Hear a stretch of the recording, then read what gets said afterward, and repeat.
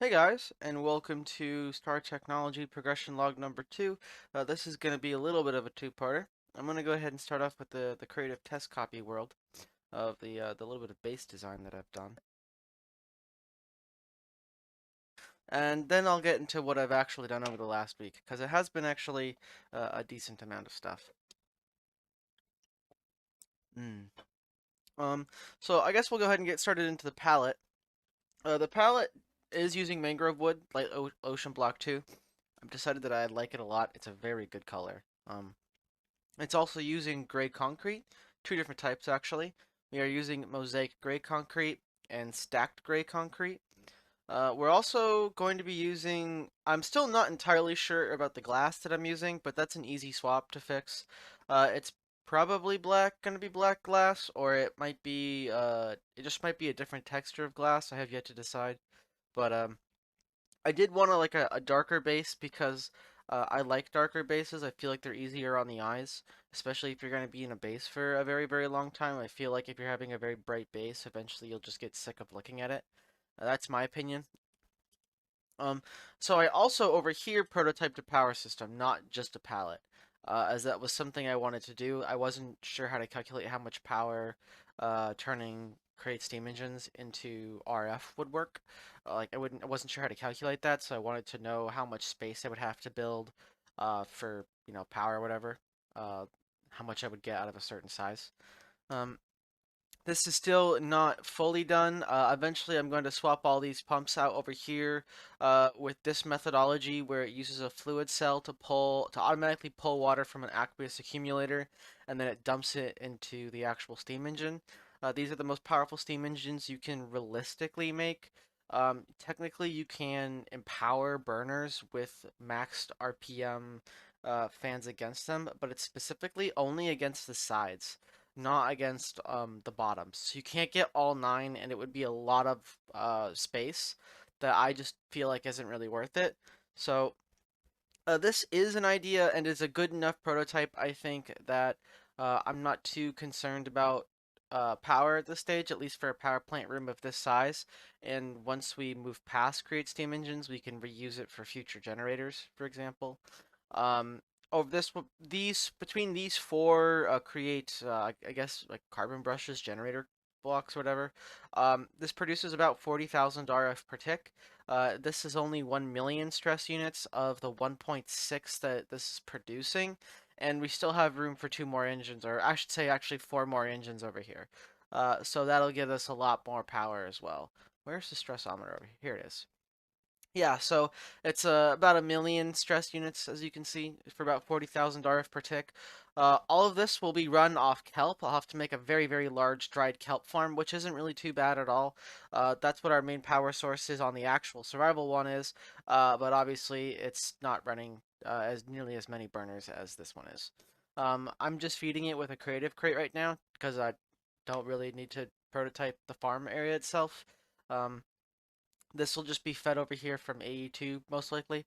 Uh, or yeah, it'll just be fed from AE2 with like an interface or something, and then I'll just dump from the interface into the belts. But this was very fun to build actually. I really enjoyed building this. I thought it was really interesting. I don't really get a chance to play with Create all that much, so getting a chance to actually play with Create Steam engines was really, really cool. The last time I used them seriously was in Mechanical Mastery, which was over almost 2 years ago at this point, I think.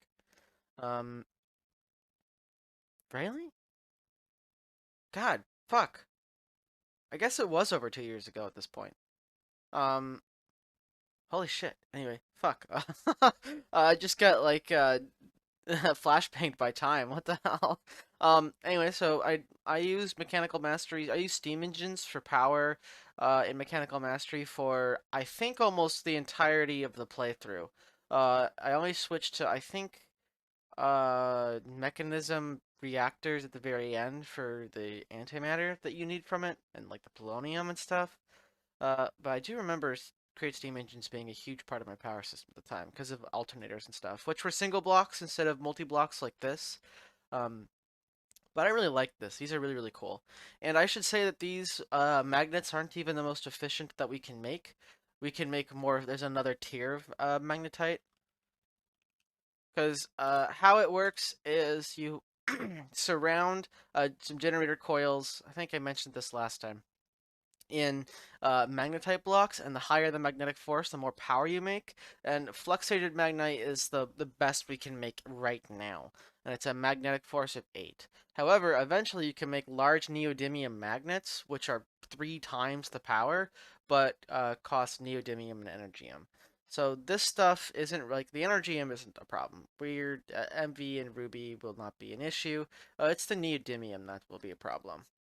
That won't be something we can do initially, but we might be able to do this a lot sooner than I thought. I always thought neodymium was like HV or something for some reason. I could have sworn this was an HB recipe. At least it was a Monty Factory, I think. Anyway, um, so eventually we can do this, but we'll start off with the fluxated magnate originally, and then we'll upgrade to the neodymium. I don't know if that's going to consume more stress units. I should actually probably check. We can actually quickly check right now. Why don't we do it together before I forget? Oh, good. And searching is going to freeze my game for a second. Exchanger, and then we're going to do neodymium magnet. Okay, so stress units, 6.5, all right, 6.54677, and then we'll swap one of these things, and we'll see if the stress units, if it consumes more stress units, or if maybe it'll use, let's see, because now it's producing 22,000 RF per tick. Is it using more stress? Oh, it is using way more stress units. So I think this is higher efficiency though. I don't know what efficiency this would be. 92%. Whew. So, as you can see, create steam engines are fucking fantastic. 29, almost 30,000 RF per tick off this one generator here. So, yeah, create steam engines are the way to go, I think. These will definitely power the base.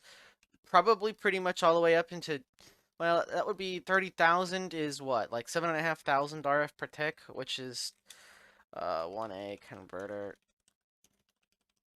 That's like 1 amp LUV, right? Just short of 1 amp LUV. Or not LUV, sorry, IV.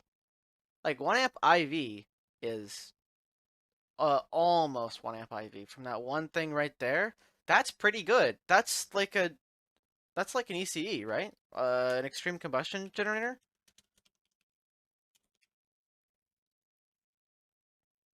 Yeah, that's like right there. That's an ECE.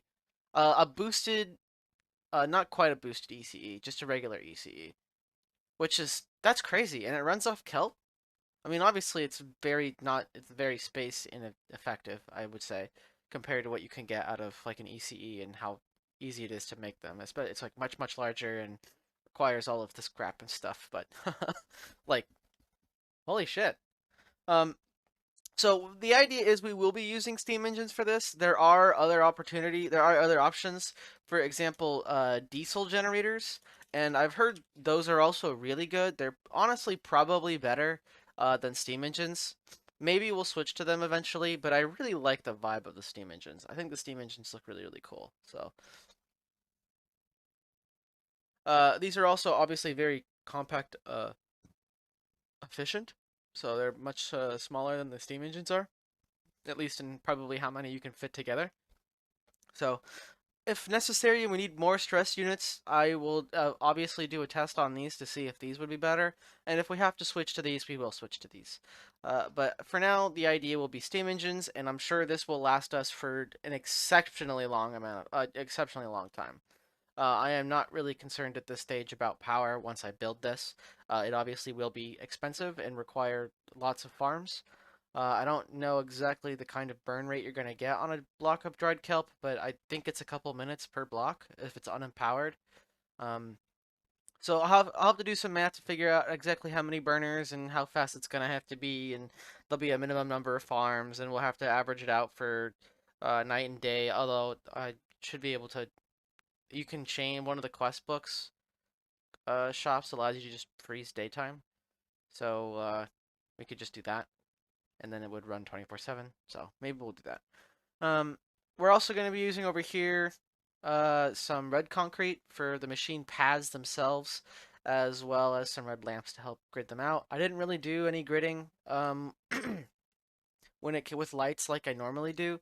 Instead, I'm doing it with support pillars. They have a gap of 5, and the lamps will only ever be going in the machine pads over here instead of in the floor. Because if we come over here, which is this was the initial like design and me playing around with the palette and figuring out what I wanted to do. Um, with the bit. This was like the original area, and I'm still not super sold on a lot of the stuff over here, especially the glass. I believe I already mentioned that. Um, I'm not too sure about this glass texture. It's a little messy, and I'm also not really sure about totally encasing the walkway, as it's really nice to be able to fly in and out of stuff, and this would be really annoying. Obviously, there are staves of traveling, so we can just pop in and out through the floor and the ceiling, and it wouldn't really be that much of a problem, but I don't really know if I want to go a covered base over here. And if we come back over here, I'm pretty sure I haven't talked about this stuff yet because I was recording and then my computer hard locked and I forgot what I talked about in this attempt. So apologies if I already said all this stuff. Um, Here's where like the other like conventional machine shacks are gonna go rather than machine pads. This over here, this design was using bit rather than the concrete over there. I'm still not super sold on this machine pad style. I think I'll probably go with what I designed over there. I am going to be using wool red anti-blocks for light. We did add these to the pack. So we'll have lighting solutions if we want to have nighttime, which we may not have nighttime, so they might not get used. As well as I'm not sold about covering the machine shack, sort of like a warehouse style. It seems very messy. I'm not sure I like it. That might just be down to the decision of using the small stained glass rather than something else, but I don't know. But I do kind of like some of this stuff. I don't know. I really like the red and think it looks nice. We have our drawers over here. The drawer design just uses stacked concrete and then wool red anti-blocks. I can probably just swap this for concrete, honestly. Wool red anti-blocks are not like super cheap, but they're not like crazy expensive either. Like the glowstone is the most expensive part of it, and as well as the string, I guess. Then the string's really annoying to get, um, because you have to like the only real way of getting a decent amount of it, is to use a crook on it. So. On infested leaves, I should say. There's not really any other great options. I guess we could try and grow flax and stuff, and it looks like you can. So this would probably be the solution if we actually do a lot of wool anti-blocks. But again, I don't know how many of them I'm gonna use, especially if I'm gonna be using red lamps instead for. Well, if I go covered, like over here, we'll be using a lot more, especially if I have, do day-night cycle. If I don't do a day-night cycle, then I probably won't use them, and I'll just ignore lighting, because it won't really matter all that much. But we'll have to see. Coming back over here to the main area, this was the central hub that I'm going to be designing. I do need to spend more time. Obviously, it's not complete. I did get a little bit sick of doing, like just prototyping instead of playing. Time played. I have about 8 hours or so over here, just prototyping stuff. Most of that honestly was spent on getting, building up the Steam engines. I had a lot of fun with that. That was a lot of fun, just designing all that stuff. So I'm not gonna sit here and tell you it was boring. I really enjoyed building this and figuring out how to play with Create. Um, but I didn't really. I do want to. I did get a little bit tired of playing in creative mode. I wanted to go play some the real stuff. But one thing to note is we actually have channels enabled right now. I was told channels actually help reduce lag when it comes to applied energistics. Uh, One of my friends said that if we have channels on, it changes the way AE calculates stuff apparently, or if you have channels off, it changes the way AE calculates stuff and makes it laggier. So by having channels on, you save yourself TPS. And the last time I played GregTech Monty, I played Monty Factory, and my AE system was was the reason why TPS was so bad. Every couple of seconds, we'd have a tick related to AE2 that would take 2.5 seconds. So it was dragging down TPS like to horrible levels. The game was running at around half speed and it was atrocious. So we're playing with channels, but they are 4x, or they will be 4x, which means that a single dense cable can have 128 devices on it, which is a lot, but this is StarTech. We're going to be in this base for probably 1,000 hours, I imagine, if not more. Um, I mean, we are not. I don't think I'm not going for Maxwell on this run, so I don't really know exactly how long it will take for me to get to the at least the first Stargate. But I'm on my own. This is a much more difficult pack than Monty Factory was, so I imagine it's going to take me at least the same amount of time as Monty Factory. We'll see. We'll take it day by day. So that means we are going to be doing P2P because that means with such a long pack, we're going to be using lots of devices. And I figure it's a good idea to try and start getting into P2P now rather than realize I hit a hard limit on the number of, devices I can have extending to the base, and then I have to rebuild the entirety of the AE system, which may be impossible or maybe practically impossible. So I think it'll be a good idea to start now. We're going to be having three cables, which would be 128 times 3, which would be a lot. 256 plus 128, which would be like 378? Something like that? Anyway. Um, yeah, no, it would be like 4 something. I don't know. I don't care. Um, it would be a lot of channels, especially since we're going to be using P2P. It means we get 32 times that as well. So we'd have tons and tons of channels, and we'd be more than set for a large controller of this size. So you have to have 2 controllers. You have to have one where the P2Ps come from.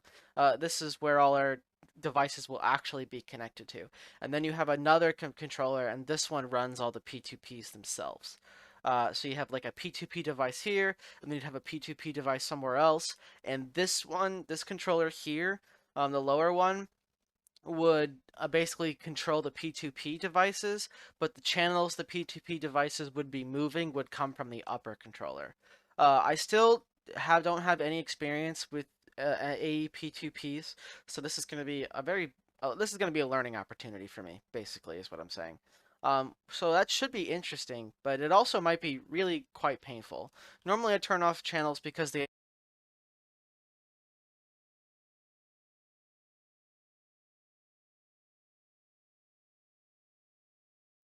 I'm sorry. My headset turned off. My apologies. I don't know why it did that. It doesn't normally do that. Um, I think it automatically turns off if it doesn't have any sound, and I assumed the microphone would count, but apparently not. So we'll have a little bit of sound.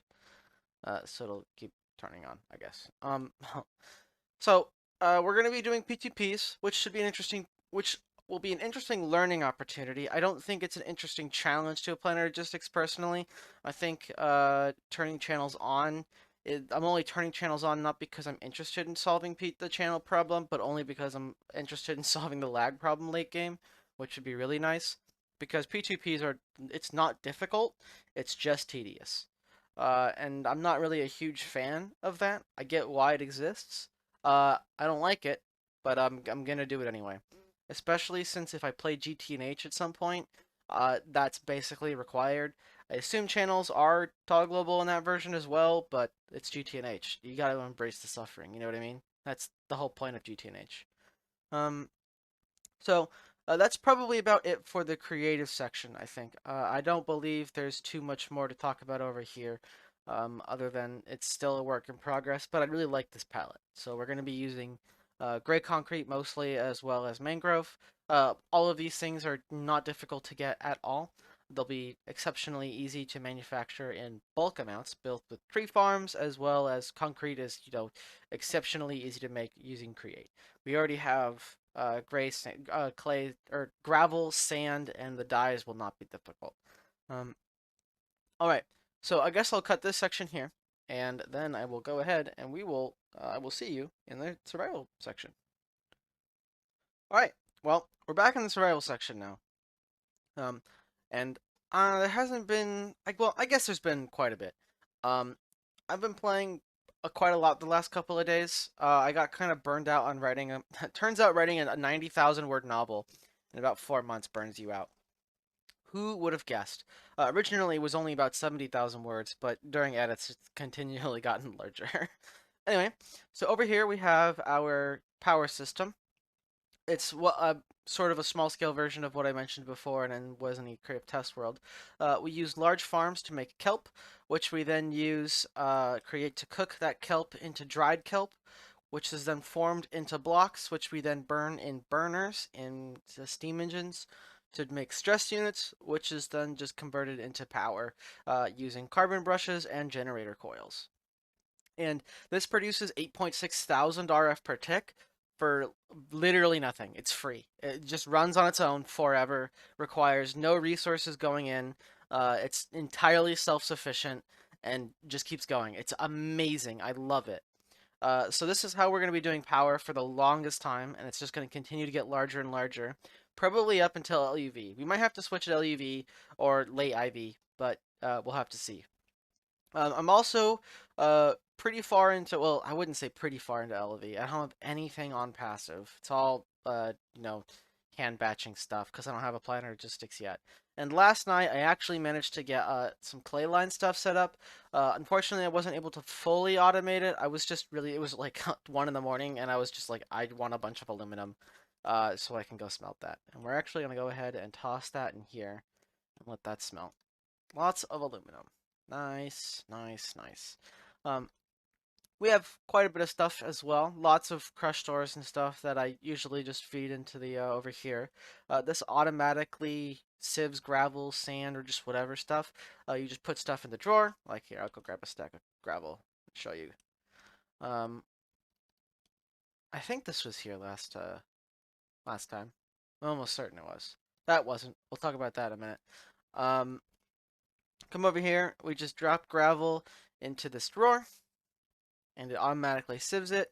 And then we use these item collectors to just collect all the stuff, and it gets dumped into our big old chest over here. So we don't have automatic ore processing, and we probably won't until I get into the new base, just because of how annoying it is to set all that stuff up. And I just don't really think we don't really need it. It's really not that hard for me to just give this thing a bunch of gravel and then just bulk, batch craft like inventories worth of ingots. It really doesn't take that long. So I don't really feel the need to set up a bunch of mechanical sieves and stuff like that. Um, it's fine. If anything, I would set up more steam grinders. These are very slow. I have room for another one over here, so I might do that at some point. But we have lots of stuff here. Uh, a lot of this stuff has to go back in. Uh, and it looks like you're still going, so we'll go ahead and pull some of this stuff out. And we'll let all this centrifuge over here. There's no steam separator, unfortunately, in this version of GregTech. Unlike in Money Factory, there was a steam separator, which was basically just a steam powered LUV or ULV centrifuge that could do steam parallels, just like the grinder, but a centrifuge. And it was super useful, and it's not in StarTech. So we don't have access to that, which is really annoying, but it is what it is. So where this is just gonna sit here and it's gonna take frickin' forever. I do notice that this thing does actually give byproducts in LV though, which is strange because I always thought you didn't get byproducts until HV. But I guess that's specifically related to oh yeah, masturbators only produce byproducts at HV or higher. I guess that doesn't count for the other machines. Anyway, so we have LV, we have HV. I did actually manage to fix the tree farm so it didn't turn off and so it didn't get stuck. And I just did that by instead of having be smart and then resetting itself as soon as it hits one end or the other, it just goes off on a timer. Every 1 minute it switches direction. So even if it doesn't finish or like right here, it's gonna sit here for longer and quote unquote waste time. But it's not really wasting time because it's just waiting for plants to grow, so it doesn't really actually miss anything. So using the redstone contacts was not really necessary and was definitely overkill, and just putting a timer on it was the smarter solution. And we have lots and lots and lots of wood now. Almost 300,000 logs, so it's been highly effective, and if anything, it's been more effective than using the smart version because the smart version got stuck a lot. So I had upgraded our blast furnaces as well. They are solid blast furnaces. I was going to build a fourth, but I never did. Never got around to building a fourth one. As I did have 4 primitive blast furnaces, but I never built the fourth solid blast furnace. They're not like direct upgrades, unfortunately. I thought I had some steel in there. I guess not. We have plenty of steel, so I'm not really too concerned about having to build more blast furnaces for now. I don't even know. I guess you would make steel and EBFs. I don't actually. Yes, you do make them in EBFs. So this is something we can do. Um, no, it takes oxygen. Interesting. I don't remember that being a thing. Was that a thing in Money Factory? I don't remember. Anyway, so this is something we can actually do now. If I want to run the EBF, I can run the EBF for steel. Though I'll probably just continue to run them in the blast furnaces over there. So MV, nice. We're look. It's looking up. Stuff is looking up on this pack. Once I get a little bit deeper into MV, uh, once we unlock applied energistics, that's once I'll really start looking into building the base. I do want to set up making the new blocks. Start making the building blocks that I'm gonna need. That's gonna require some create stuff. So that won't be too hard though. That'll probably take me a couple of hours at most, and then I'll just let it run. And actually, before I forget, I can't. I have repeatedly forgotten for almost a month straight at this point. I did actually get a new skin. I actually commissioned this one. This is a skin based on the character of my book. Uh, I really like it. I thought it was really cool. I kept forgetting to show it. Uh, so here we go. Now you can see it. It's like an armored knight. Very cool. Um, Right. I did repeatedly forget for quite for quite a while. It's been since Ocean Block actually. I don't remember how far into Ocean Block, but I think 2 to 3 episodes before um we finished the Ocean Block. So I've had it for like a while. We'll go ahead and talk about the last thing now. And that is the ore extractor, or I should say the void extractor, as well as the rock filtrators. You need these things to actually start making some serious progress. Like rock filtrators are your first source of aluminum in any reasonable amounts, as you can't electrolyze. I don't even. I think it actually has to be your first source, as you can't electrolyze clay into MV. So but you can electrolyze sapphire and stuff. So we just crush sapphire geodes into the crushed sapphire ore, and then we just process this stuff down into dust and then electrolyze the dust. We also have realgar and quartzite over here, as we will need this stuff too. One thing is this ore does process down into chances at Certus quartz dust, which we want. So we don't get the Certus quartz, the raw form of Certus quartz, unfortunately, or the useful form of Certus quartz. We'll have to autoclave it, which is not hard, but it is time consuming. We'll have to make a distillery. I'll probably want to run a couple of autoclaves, one for quartzite and one for Certus quartz. And it's 30 seconds per quartz if we use distilled water, which we will, because if you don't, it's only a percent chance. So I'll probably run this at MV, actually. Um, yeah, we have the power for it, so it's not really too much of a problem. And over here we have the void extractor. I could have multiple. I probably wouldn't be too hard to set up multiple. They're not really that expensive. The only reason I didn't is because we don't really need it. I'm not really using any of these ores in any significant amount at this stage. We're still not really. I don't have any automated ore processing at this point. It's probably something I should do, but I haven't really gotten around to it. And we don't really use stuff in any sort of amounts that it's been super required. I do wish that we were bigger barrels and bigger bigger barrels and stuff. I could use drawers when feeding into machines and stuff. So I might go to 4x4 drawers so I can just batch more stuff in general. But that's a problem for later me. We also have a bajillion frickin' tanks around. Because super tanks, even super tank 1 requires polyethylene. Which I can actually technically do now if I'm willing to batch it. Polyethylene, where okay, you have to polyethylene ingot is a fluid extractor from liquid polyethylene. Ethylene is an MV recipe, so I can actually make this now that I'm into MV. So I can actually start replacing some of these frickin' drums with things that actually have lots of storage rather than 128 buckets, 64 buckets, 32 buckets for aluminum, steel, bronze, respectively. Um, because I have so many of them lying around. I've also been voiding lots of fluids. Things like oxygen has been getting voided, and I wish I didn't have to void it because we do use lots of that stuff. And I don't have the silicon dioxide line set up yet, obviously. I have no automated systems besides power at this stage. Power is the only system that makes resources automatically, and I suppose gravel, sand, flint, dust, and clay, because it just comes from the like the basic crushers from Create. There's processing lines. I think oxygen is here somewhere, yes. So we can eventually set up silicon dioxide line. This is something I should do. I believe you can electrolyze. Don't you want to crush glass dust for this? I don't know. It looks like this is different than Monty Factory. I keep trying to crutch on my Monty Factory knowledge, and that's bad because it's definitely different. So it looks like this goes from gravel to flint dust to silicon dioxide dust, and then you can electrolyze that for oxygen. So eventually I'll have to set that stuff up, but for now we're fine. I mean, there's still like we're still very, very early game, so I'm not really too concerned about setting all this stuff up, especially since this base is temporary. But yeah, it is temporary, I promise.